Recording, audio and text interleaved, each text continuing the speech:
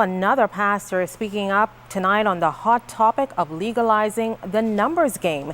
He says he's prepared to fight this battle alone. Janae Ferguson has his story.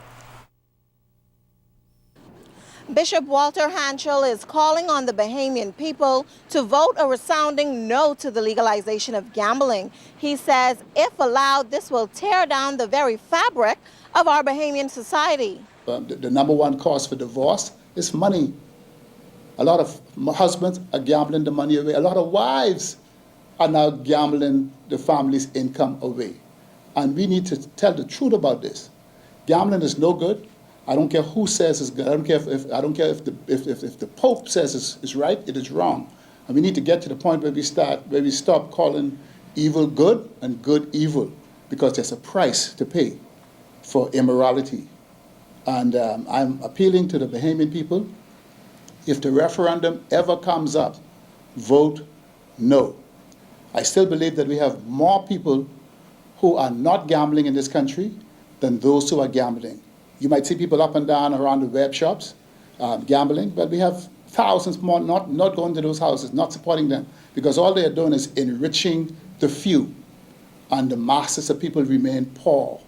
Bishop Hanchell is also calling on Bahamians not to be fooled by the gifts and contributions number houses often give. He also responded to suggestions that the church should be involved and fund government projects by contributing to a special fund. Hanchell says, contrary to popular belief, churches are not a mega business. There's this fallacy that the church has all of this money. No, the church spends all of its money, all of its resources in caring for the members, in caring for the hurting. And I believe I speak for most churches. There's a wrong impression that the churches have these millions of dollars stashed away someplace that they could do. No, some churches could just barely make ends meet every single month. And if Bahamian people vote against the legalization of gambling, Bishop Hanchell hopes that the Prime Minister will stick to his word and enforce the law by closing down number houses. However, he predicts that the results will be surprising. That referendum will be defeated. But Bahamians will vote no. Bahamians will shock this country and not support that referendum. And it will be defeated, and the gambling houses will be closed down, and the persons who are working in the gambling industry will work in legal businesses. And that's what I believe. And if gambling is accepted, Bishop Hanchell says that this will allow for other vices to become accepted, like same-sex marriages. Or same-sex unions.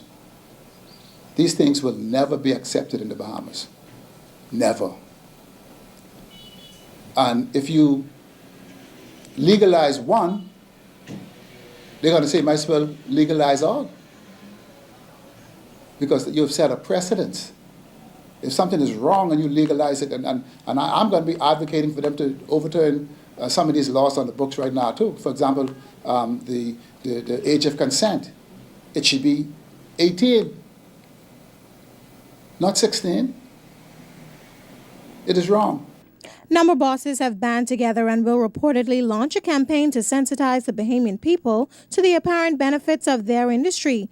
Hanchell says he will also launch a campaign of his own, highlighting what he calls the negative impact it will have.